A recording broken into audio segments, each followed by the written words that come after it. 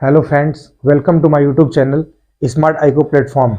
दोस्तों, हम लोगों ने सिंधु घाटी सभ्यता की पिछली वीडियो के बारे में पढ़ा था। ठीक है, 3 वीडियो हम लोग देख लिए थे। ये चौथी वीडियो है जिसमें हम इनके जीवन शैली के बारे में चर्चा करेंगे। और जिन दोस्तों ने अगर वो पिछली 3 वीडियो अगर नहीं देखी है दोस्तों, तो उसको जरूर देखें, क्योंकि उसको देखने के बाद ये आपको बेहतर रूप में समझ में आएगा। ठीक है दोस्तों, हम लोगों ने सिंधु घाटी सभ्यता के नगर नियोजन, नगर विन्यास, ईंटों का आकार, उनके स्थल के बारे में, उनकी आकृति के बारे में बहुत बेहद विस्तृत रूप में चर्चा किए। अब ये हमारा जीवन शैली है, आइए शुरू किया जाए। देखिए, सामाजिक जीवन। जो सैंधव सभ्यता थी दोस्तों, इनका जो समाज था ये मातृसत्तात्मक था, मतलब घर की मुखिया मां होती थी। ठीक है, माता की सत्ता, माता की प्रधानता।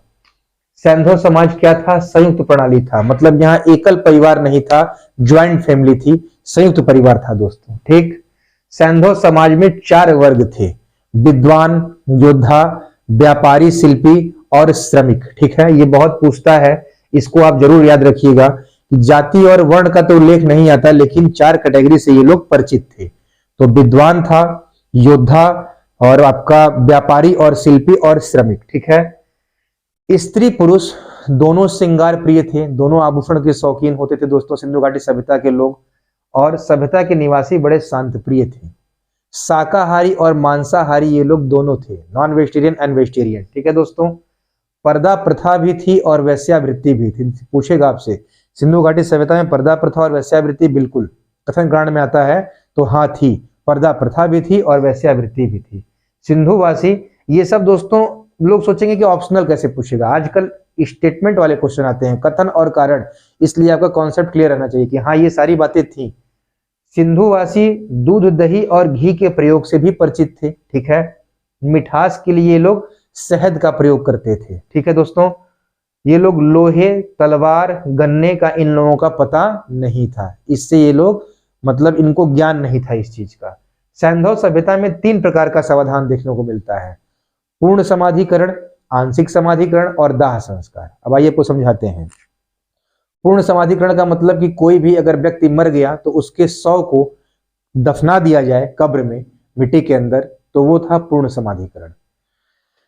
आंशिक समाधिकरण का मतलब कि जैसे कोई मरा, उसके शव को कुछ दिन के लिए जंगली जानवरों और चिड़ियों के लिए खुला छोड़ दिया गया, और उसके बाद जब उसके हड्डी और कपाल बचे तब उसको जो मिट्टी में दफनाते थे उसको बोलते थे आंशिक समाधिकरण। और दाह संस्कार का मतलब शव को जला देना। अब दोस्तों आप समझ गए होंगे। ठीक है, अब अगला देखिए, नवसारो, गुजरात में है ये प्लेस। यहां से स्त्रियों की मांग में सिंदूर के लगाए जाने का प्रमाण मिला है। ये बहुत इंपॉर्टेंट है, आपसे ये भी पूछ सकता है कि नवसारो किस काल का स्थल है, तो सिंधु घाटी सभ्यता का स्थल है, गुजरात में है। और यहाँ पे सिंदूर का प्रमाण मिला है कि स्त्रियों की मांग में सिंदूर का प्रमाण कहां से मिला है? नवसारो से। और इसे सूरत का जुड़वा नगर भी कहा जाता है, इसको याद कर लीजिएगा। सूरत का जुड़वा नगर किसे कहते हैं? नवसारों को। ठीक, मनोरंजन सिंधु घाटी सभ्यता के लोगों का एंजॉय कैसे होता था? तो नृत्य से, शिकार से, पशुओं की लड़ाई से। ठीक है दोस्तों, और पासा इनका सबसे प्रिय और मुख्य खेल था। ठीक, पासा कह लीजिए, जुआ या चौपड़। ठीक है दोस्तों, सिंधु घाटी सभ्यता में दास प्रथा का प्रचलन था, इसका भी उल्लेख आता है। तो ये इनका सामाजिक जीवन था। अब आइए दोस्तों देखा जाए राजनीतिक जीवन के बारे में। सिंधु घाटी सभ्यता का जो राजनीतिक जीवन है दोस्तों, कहा जाता है कि इसका शासन संभवतः वणिक वर्ग, मतलब व्यापारी, पुरोहित और नगर प्रशासन द्वारा संचालित होता था। ठीक है, स्टुअर्ट पिगट ने कहा है कि हड़प्पा और मोहनजोदड़ो सिंधु घाटी सभ्यता की जुड़वा राजधानी है। ये इंपॉर्टेंट है, इसको याद कर लीजिएगा। पूछ देता है कि किसने सिंधु घाटी सभ्यता की जुड़वा राजधानी किस प्लेस को कहा, तो हड़प्पा मोहनजोदड़ो। या हड़प्पा मोहनजोदड़ो को सिंधु घाटी सभ्यता की जुड़वा राजधानी किसने कहा? तो स्टुअर्ट पिगट ने। फिर आपसे कहेगा कि किसके अनुसार यहाँ की शासन व्यवस्था जनतांत्रिक पद्धति से चलती थी, तो हंटर के अनुसार, जो हंटर महोदय थे इनके अनुसार यहाँ की जो शासन व्यवस्था थी दोस्तों, ये जनतांत्रिक पद्धति से चलती थी। ठीक है, मैके के अनुसार, मैके ने कहा कि हड़प्पा सभ्यता में जो शासन था वो जनप्रतिनिधि के अनुसार चलता था। तो 2 चीजें ये ध्यान रखिएगा, हंटर ने कहा कि शासन व्यवस्था जनतांत्रिक पद्धति, और मैके ने कहा कि यहाँ की शासन व्यवस्था जनप्रतिनिधि के साथ, ठीक है। ये बताए ही कि युद्ध विमुख थे और शांति प्रिय लोग थे दोस्तों, ठीक। महल और अस्त्र शस्त्र का अभाव दिखता है, यहाँ पे अस्त्र शस्त्र का अभाव मिला, महल का अभाव मिला, और ये लोग शांति प्रिय थे। ये इनका राजनीतिक जीवन था, ठीक है। आर्थिक जीवन कैसा था इनका, तो इस सभ्यता का आर्थिक जीवन अत्यंत विकसित अवस्था में था दोस्तों। मतलब कह लीजिए कि लोग बहुत ही डेवलप थे अर्थ के मामले में, अर्थव्यवस्था के मामले में। आर्थिक जीवन के जो प्रमुख आधार हैं वो कृषि है, पशुपालन है, शिल्प है और व्यापार है। ये चार चीजें इनकी अर्थव्यवस्था की जीवन के प्रमुख आधार थे, ठीक है। देखिए अब कृषि पर चर्चा किया जाए। कृषि, तो इस सभ्यता के लोगों को कुल 9 फसलें ज्ञात थी। अगर देखा जाए तो आप देखते ही हैं कि वैदिक कालीन जो सभ्यता थी वो वैदिक संस्कृति ग्रामीण थी, ये नगरीय लोग थे, बहुत ही आगे थे, और कृषि भी इन लोगों को बेहतर तरीके से पता था। ये लोग कृषि की सारी विधियों से परिचित थे, बुआई, जुताई, ये सारी चीजें। कालीबंगा से आपको पढ़ाया ही था दोस्तों कि जुते हुए खेत का साक्ष्य मिला है। तो ये लोग कृषि की विधियों से परिचित थे और इनको 9 फसलें ज्ञात थी। ये जरूर याद रखिएगा, कितने, तो 9 फसलें एग्जैक्ट। क्या क्या? गेहूं, जौ, कपास, खजूर, तरबूज, मटर, राई, सरसों और तिल। ये 9 फसलों का इनको दोस्तों ज्ञान था, ठीक है। सूती वस्त्रों के अवशेषों से ज्ञात होता है कि सैंधव निवासी कपास की खेती करते थे, और इतना ही नहीं यहीं के निवासियों ने विश्व में सबसे पहले कपास की खेती प्रारंभ भी की थी। ये भी एक क्वेश्चन है, अगर आपसे पूछे कि विश्व में सबसे पहले कपास की खेती किसने प्रारंभ की, तो सिंधु घाटी सभ्यता के लोगों ने। और ये से सूती वस्त्रों के अवशेषों से ज्ञात हुआ कि ये लोग कपास की खेती करते थे, ठीक है। ये लोग गन्ने की फसल से अपरिचित थे, ठीक है दोस्तों। पशुपालन, तो इनका प्रिय पशु कुबड़ वाला सांड, कुकुदमान वृषभ कह लीजिए। अक्सर पूछता है कि सिंधु घाटी सभ्यता के जो लोग थे उनका प्रिय पशु क्या था, तो कुबड़ वाला सांड था, ठीक है। बैल, गाय, भैंस, बकरी, भेड़, सूअर, कुत्ते, इतने आदि पशुओं से ये लोग परिचित थे, इनको ज्ञान था, ठीक है। सैंधव निवासी घोड़े से भी परिचित थे। इसके साक्ष्य सुरकोटता, लोथल और रंगपुर कालीबंगा से भी प्राप्त हुआ है दोस्तों।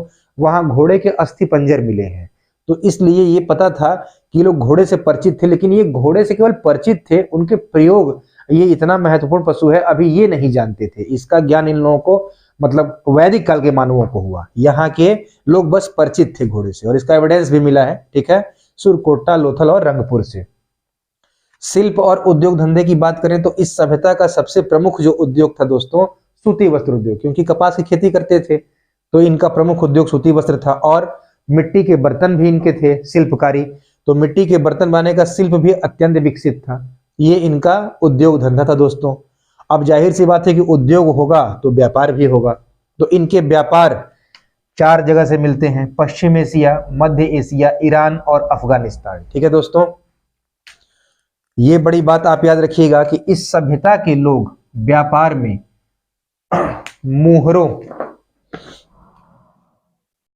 और धातु के सिक्कों का प्रयोग नहीं करते थे। ध्यान रखिएगा दोस्तों, अभी मुद्रा नहीं थी इन लोगों के लिए, ठीक है, कि सभ्यता के लोग व्यापार में मोहरों और धातु के सिक्कों का प्रयोग नहीं करते थे। ये लोग जो खरीद और बेच, क्रय विक्रय करते थे, ये वस्तु विनिमय के द्वारा करते थे दोस्तों। वस्तु विनिमय मतलब एक वस्तु के बदले दूसरी वस्तु को लेना, ठीक है। ये था इनका वस्तु विनिमय से इनका व्यापार चलता था। निर्यात क्या करते थे ये लोग? सूती वस्त्र, हाथी दांत और लकड़ी का। ये लोग सूती वस्त्र, हाथी दांत, लकड़ी का निर्यात करते थे दूसरे देशों में जहां से यहाँ व्यापार चलता था। और क्या मंगाते थे, आयात करते थे? तो तांबा ये लोग खेतड़ी से मंगाते थे, टीना ये लोग टीन अफगानिस्तान से मंगाते थे, चांदी ईरान और अफगानिस्तान से, और लाजवर्द रत्न है मेसोपोटामिया इराक से, ठीक है दोस्तों। ये यहाँ साक्ष्य मिलता है कि इतनी चीजों का मतलब मेन ये आयात होता था और इन चीजों का निर्यात होता था। और यहाँ जो माप तौल थी बहुत इंपॉर्टेंट है, वो 16 के गुणज में थी दोस्तों, ठीक है। अभी समझाते हैं। माप तौल का मतलब जैसे आज हम लोग बटखरा जब कुछ भी खरीदते हैं, सब्जी लेते हैं, चीनी लेते हैं, कोई भी, तो सब चीज का एक माप है दोस्तों। तो हम लोग का बटखरा कैसे चलता है? 1 पाव, 100 ग्राम, 200 ग्राम, 300 ग्राम, 400, तो 100 ग्राम, 200 ग्राम, 250 ग्राम, फिर 500 ग्राम, फिर 1 किलो, फिर 2 किलो, फिर 2.5 किलो, फिर 5 किलो, ऐसे बटकरा चल रहा है हम लोगों का। ठीक, ये हम लोग का माप तौल है। इनका माप तौल कैसे था? 16 के गुणज में, मतलब 16 फिर 32 फिर 64 फिर 128, इसे लिखा हूं यहाँ पे 16 32 64 128। तो दोस्तों ये इनका माप तौल था 16 के गुणज में। तो ये इनका आर्थिक जीवन था। अभी हम इसके आगे चर्चा करेंगे दोस्तों इनके धार्मिक जीवन पर। जो इनका धार्मिक जीवन कैसा रहा, 3 चीज देखें हम लोग, सामाजिक जीवन, राजनीतिक जीवन और आर्थिक जीवन। ठीक है, अब हम लोग दोस्तों चर्चा करेंगे इसके बाद इनका धार्मिक जीवन, इनकी लिपि और सिंधु घाटी सभ्यता का विनाश कैसे हुआ। आप लोग दोस्तों इसका स्क्रीनशॉट लीजिए, फिर हम आगे बढ़ते हैं।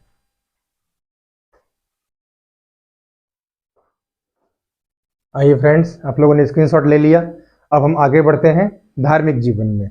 अभी हम लोगों ने 3 चीज देखा, सामाजिक जीवन, राजनीतिक जीवन और आर्थिक जीवन। धार्मिक जीवन देखिए, यह एक लौकिक सभ्यता थी। अब यहां से लोग फंस जाते हैं इस वर्ड से दोस्तों। लौकिक क्या होता है? 2 वर्ड होता है, अलौकिक और लौकिक। हम लोग जो विश्वास करते हैं अलौकिक, मतलब जो न दिखता हो, जैसे भगवान को देखना, सामान्य मनुष्य नहीं देख पाया भगवान को, लेकिन हम लोग विश्वास कर रहे हैं अलौकिक शक्ति है। ठीक है, और ये लोग लौकिक सभ्यता थी। इनका धार्मिक जीवन लौकिक था, मतलब जो दिख रहा है, चंद्रमा दिख रहे हैं तो चंद्र की पूजा, वायु को महसूस कर रहे हैं वायु की पूजा, औषधियों से लोगों की जान बच रही है तो औषधियों की पूजा। ठीक है, मतलब जो दिखता है, सूर्य की पूजा, जल की पूजा, नाग की पूजा, वृक्ष की पूजा, मतलब घर में मां मुखिया हैं तो माता की पूजा। तो लौकिक सभ्यता थी। ठीक है दोस्तों, तो सबसे बड़ी बात हो जाती है कि सिंधु घाटी सभ्यता का धार्मिक जीवन में पहला पॉइंट, यह लौकिक सभ्यता थी।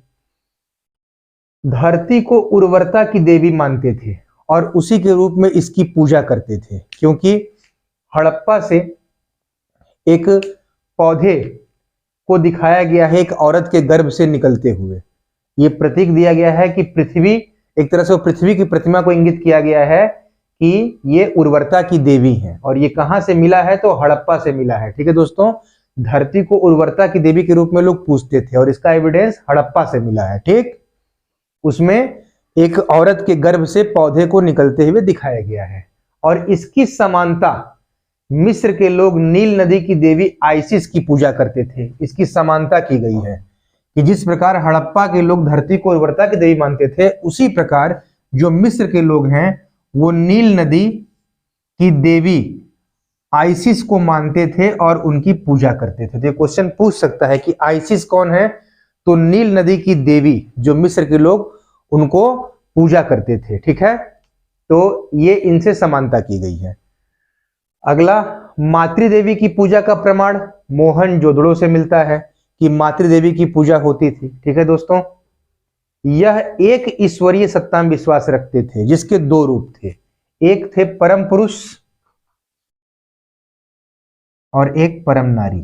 ठीक, मातृदेवी की पूजा हो ही रही थी और अभी आगे आपको बताएंगे सिंहासन पर योगी मिले जिनको मार्शल साहब ने शिव, भगवान शिव से उनकी तुलना की है। तुलना क्या है? भगवान शिव माना है कि भगवान शिव का रूप है। ठीक है, तो ये लोग एक ईश्वरीय सत्ता में विश्वास रखते थे, परम पुरुष और परम नारी, वो 2 रूप थे। ठीक, मोहनजोदड़ो से प्राप्त, ठीक है, मोहनजोदड़ो से प्राप्त एक मोहर पर दोस्तों 3 मुख वाले देवता, त्रिमुखी, इनको हम लिख सकते हैं ये भी 3 मुख वाले देवता त्रिमुखी, ठीक है, को एक सिंहासन पर किस मुद्रा में? योग मुद्रा में बैठे हुए दिखाया गया है। ठीक है, और ये इंपॉर्टेंट है बहुत ज्यादा।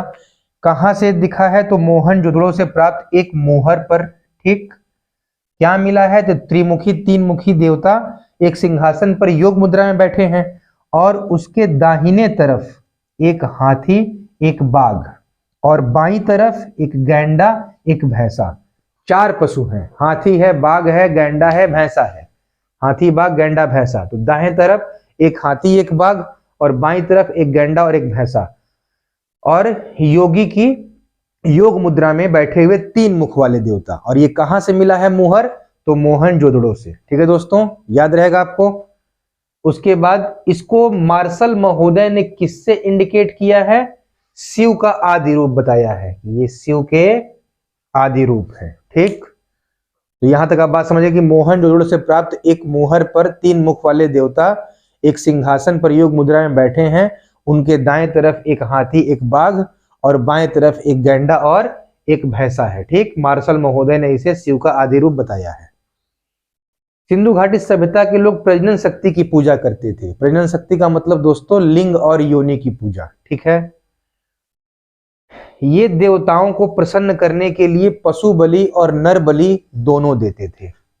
आप लोग देखिएगा कि ये लोग देवताओं को, अपने जो देवता थे इनके, उनको प्रसन्न करने के लिए पशु बलि, ठीक, और नर बलि दोनों देते थे। पशुओं की बलि भी और नर की बलि भी। ठीक है, ये नाग, जल वृक्ष, और वृक्ष में मेन था इनका पीपल वृक्ष, उसकी पूजा भी करते थे। तो नाग की पूजा, जल की पूजा और वृक्ष की पूजा, और मुख्य वृक्ष पीपल वृक्ष की पूजा करते थे।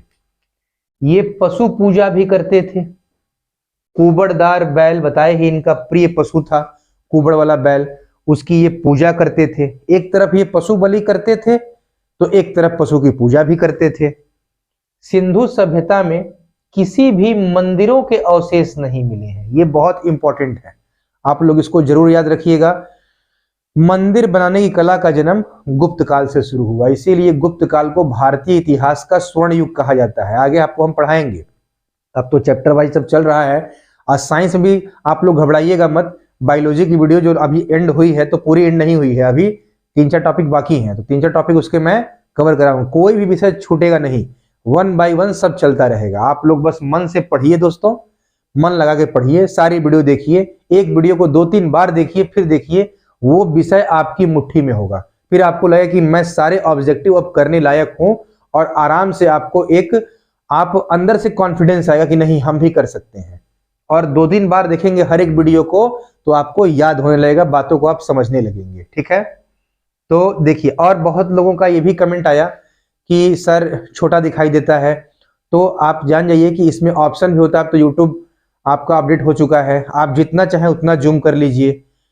एक भाग को आपने जूम किया और फिर स्क्रीनशॉट ले लीजिए उसका, फिर उसको लिख लीजिए, ऐसे करके आप अपना नोट्स बना लेंगे। उसके बाद अगर किसी को आवाज जो स्पीड पे जो होती है दोस्तों, प्लेबैक स्पीड, अगर वो कम लगे तो आप उसको बढ़ा सकते हैं, घटा सकते हैं, दोनों है।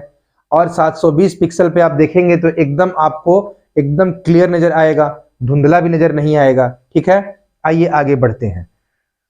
तो ध्यान रखिएगा कि सिंधु सभ्यता में किसी भी मंदिरों के अवशेष नहीं मिले हैं। मंदिर बनाने की कला का जन्म गुप्त काल से शुरू हुआ। ठीक, अब देखिए, मंदिरों के अवशेष नहीं मिले हैं, लेकिन मूर्ति पूजा का आरंभ संभवतः सिंधु सभ्यता से होता है।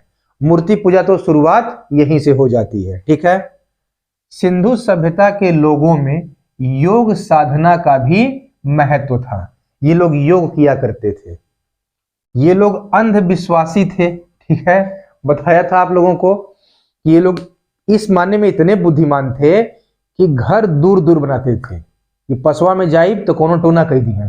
ठीक है, और टोटका कर देंगे, कोनो भूत पिशाच दे देंगे, इसलिए घर दूर दूर बनाए और एकदम सेफ रहे। तो ये लोग अंधविश्वासी किसमें थे? तो भूत प्रेत जादू टोना, इतना ये लोग मानते थे। और इसी कारण ये लोग इससे बचने के लिए ताबीज आदि का प्रयोग करते थे। ठीक, तो ये परंपरा अंधविश्वास की प्राचीन काल से चली आ रही है कि लोगों के मन में डर था। बताए थे ना कि ये लोग घर अपना दूर दूर बनाते थे कि कोई हमारे घर पर जादू टोना भूत प्रेत ना कर दे, और इससे बचने के लिए ताबीज पहनते थे।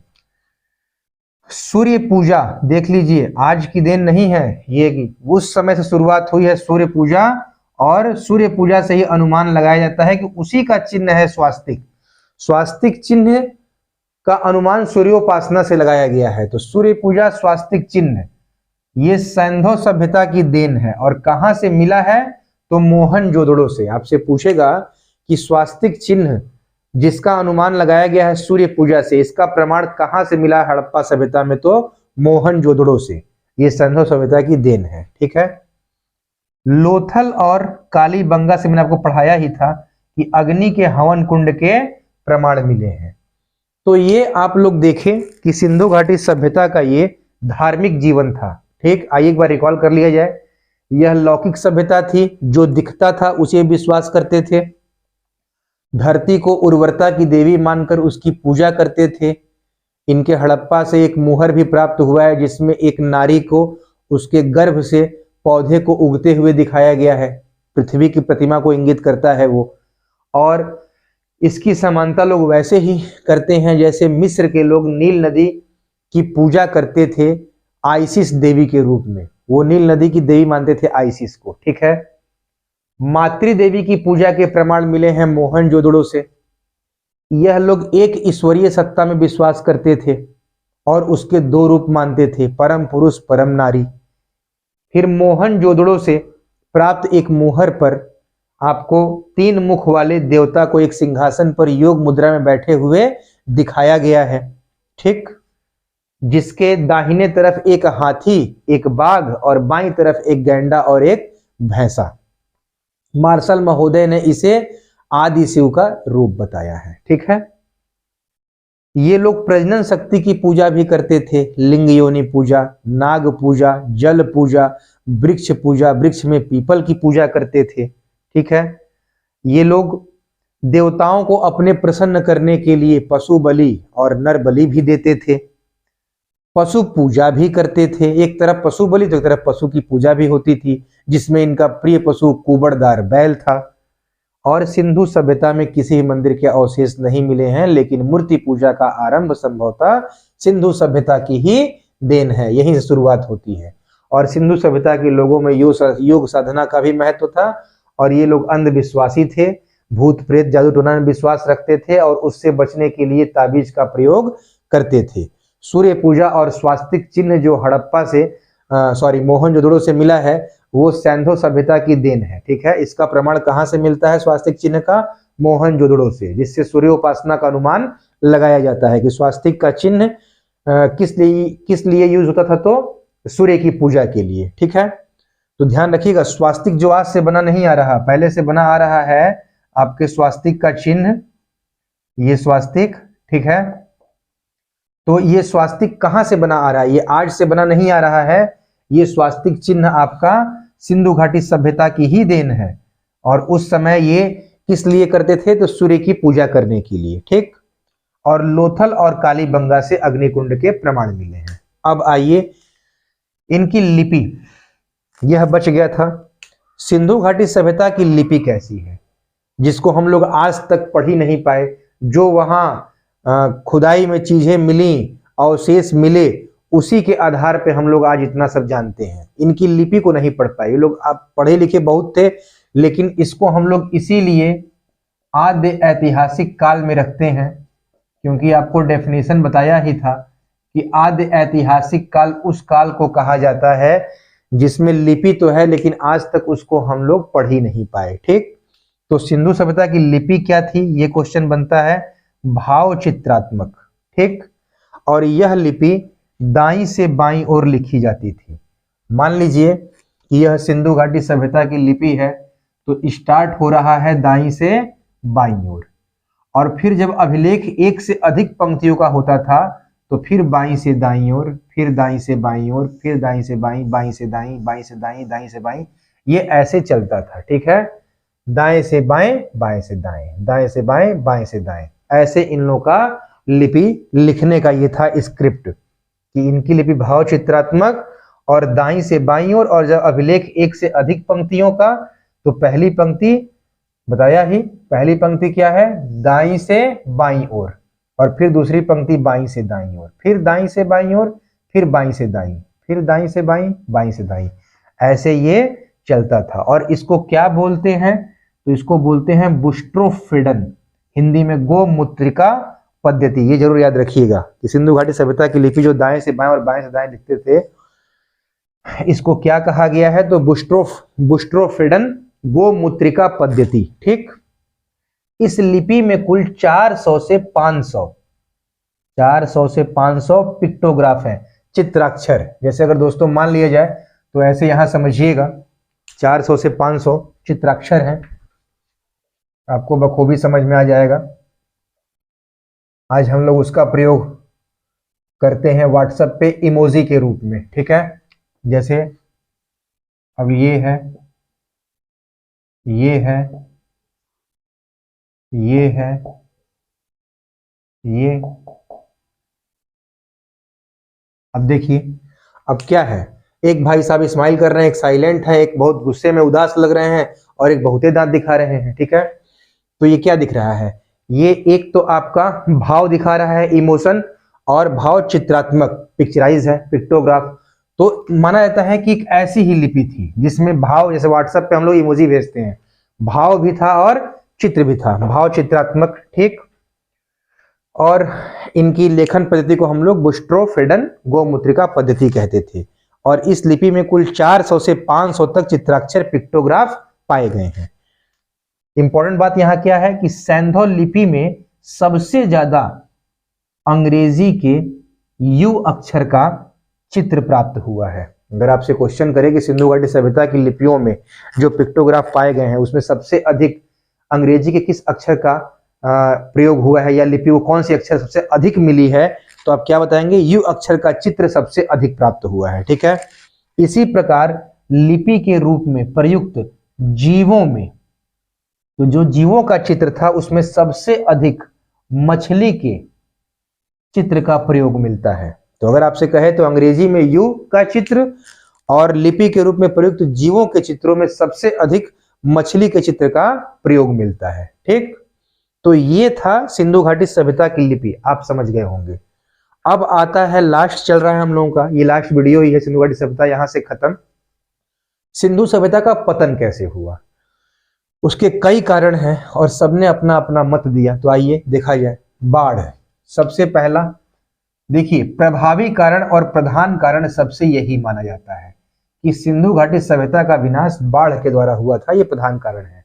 और ये कहने वाले कौन है, तो जॉन मार्शल, अर्नेस्ट मैके और SR राव। याद रखिएगा आप लोग, इसलिए कि यहां से क्वेश्चन बहुत आते हैं मैच कराने को। एक तरफ आपको कारण देगा और किस किसने क्या मत दिया था, कौन उस मत का था, वो देगा, मैच कराइए, ठीक है। तो बाढ़ सबसे प्रधान कारण माना जाता है, यही था, सभी ने मत दिया। और सिंधु घाटी सभ्यता के पतन में जो बाढ़ का योगदान था वो कौन कहा, तो मार्शल, मैके, SR राव। दूसरा नंबर है आर्यों का आक्रमण। कुछ लोगों ने कहा, विद्वानों ने, कि सिंधु घाटी का सभ्यता आर्यों के आक्रमण से हुआ। उसमें कौन थे, तो Mortimer Wheeler, Gordon Childe, Ernest Mackay, Stuart Piggott आदि विद्वानों का मत है कि आर्यों का आक्रमण हुआ था। लेकिन दोस्तों अगर आर्यों का आक्रमण हुआ होता तो जब ये सभ्यता इतनी विकसित और शहरी थी तो फिर आर्य आक्रमण करने के बाद फिर ये ग्रामीण सभ्यता क्यों लाते, तो इसलिए इनके भी मत को उतना लोग प्रभावी नहीं मानते हैं, ठीक है। तीसरा नंबर है जलवायु परिवर्तन, जो क्लाइमेट चेंज, उसको कहते हैं ऑरेल स्टाइन और अमलानंद घोष। ये लोग कहते हैं कि जलवायु परिवर्तन हुआ। कैसे हुआ, तो जंगलों की अत्यधिक कटाई हुई जिससे जलवायु परिवर्तन हुआ और वहां के लोगों का विनाश हो गया और यह सभ्यता का पतन हो गया, ठीक। चौथा है सिंधु घाटी सभ्यता के पतन के बारे में कारण, भूतात्विक परिवर्तन। ये कहते हैं MR साहनी साहब, L राइक्स और जॉर्ज F डेल्स। इन लोगों का मत है कि भूतात्विक परिवर्तन हुआ। इसका मतलब क्या होता है, आप लोग देखिए, इसके कारण नदियों के मार्ग बदल गए जिससे लोगों में सिंचाई और पीने के पानी का अभाव हो गया और धीरे धीरे लोग एक जगह से दूसरी जगह पलायन करने लगे, कुछ मरने लगे और यह सभ्यता का विनाश और पतन हो गया। ये कहते हैं साहनी, राइक्स और डेल्स साहब, भूतात्विक परिवर्तन। फिर पांचवा नंबर है सिंधु घाटी सभ्यता के पतन में महामारी। ये है अमेरिकी इतिहासकार हैं KUR कैनेडी। इनका कहना है कि मलेरिया जैसी कोई महामारी थी, उसी महामारी से इस सभ्यता का पतन हो गया। कैनेडी साहब जो अमेरिकी इतिहासकार है, क्या कहे कि मलेरिया जैसी ही महामारी आई थी जिससे इस सभ्यता का पतन हुआ। और फिर लास्ट है दोस्तों अदृश्य गाज। ये रूसी विद्वान थे M दिमित्रियेव। एम दिमित्रियेव ने क्या कहा कि सिंधु सभ्यता का विनाश पर्यावरण में क्या हुआ, अचानक होने वाले किसी भौतिक रासायनिक विस्फोट, उसी को बोलते हैं अदृश्य गाज, के कारण हुआ। और फिर यह सभ्यता क्या हुई, विनष्ट हो गई। पर्यावरण में परिवर्तन हुआ, भयंकर विस्फोट हुआ भौतिक रासायनिक, और उसी से क्या हुआ, अचानक जब भौतिक रासायनिक विस्फोट हुआ तो अदृश्य गाज निकला और इस सभ्यता का विनाश हो गया। ये किसका मत है, रूसी विद्वान एम दिमित्रियेव का, ठीक। लेकिन दोस्तों सब इसी नोटिस पॉइंट में लिखा है, NOTE नोट को ध्यान दीजिएगा। नोटिस पॉइंट है कि पतन का मुख्य कारण किसको माना जाता है, तो बाढ़ को माना जाता है। सभी विद्वानों का लास्ट में यही मत आया कि सिंधु घाटी सभ्यता के विनाश में या उसके पतन में सबसे प्रभावी कारण बाढ़ था। ठीक है दोस्तों, तो हम लोगों का आज ये चैप्टर भी खत्म हुआ, सिंधु घाटी सभ्यता, जो बहुत ही इंपॉर्टेंट है हमारे। देखिए एंशिएंट हिस्ट्री, प्राचीन इतिहास में जब शुरू होती हैं चीजें, तो प्राग ऐतिहासिक काल जिसमें आता है पाषाण काल, स्टोन एज जो हम लोगों ने पढ़ा, फिर सिंधु घाटी सभ्यता, फिर वैदिक संस्कृति मतलब वैदिक काल। ये जो 3 टॉपिक हैं आपके, और जो धर्म आएंगे, फिर आपका बौद्ध धर्म, जैन धर्म, शैव धर्म, वैष्णव धर्म, इस्लाम धर्म, ईसाई धर्म और महाजनपद काल। यहाँ ये इतने इंपॉर्टेंट है कि आप इसको बहुत मन से पढ़िएगा, एकदम ध्यान से, क्योंकि यहाँ से लगे बहुत कंफ्यूज होते हैं और बहुत सी बातें बार बार भूलते हैं, और यहीं से क्वेश्चन बहुत ज्यादा एग्जाम में आते हैं एंशिएंट से। ठीक है, तो आज हम लोगों का सिंधु घाटी सभ्यता पूरा कंप्लीट हुआ। आप लोग मन लगा के पढ़िए, अपने दोस्तों को अपने ग्रुप में व्हाट्सएप में फॉरवर्ड करिए, मेरे चैनल को लाइक करिए, सब्सक्राइब करिए। ठीक है दोस्तों, और मन लगा के पढ़िए। Thank you so much.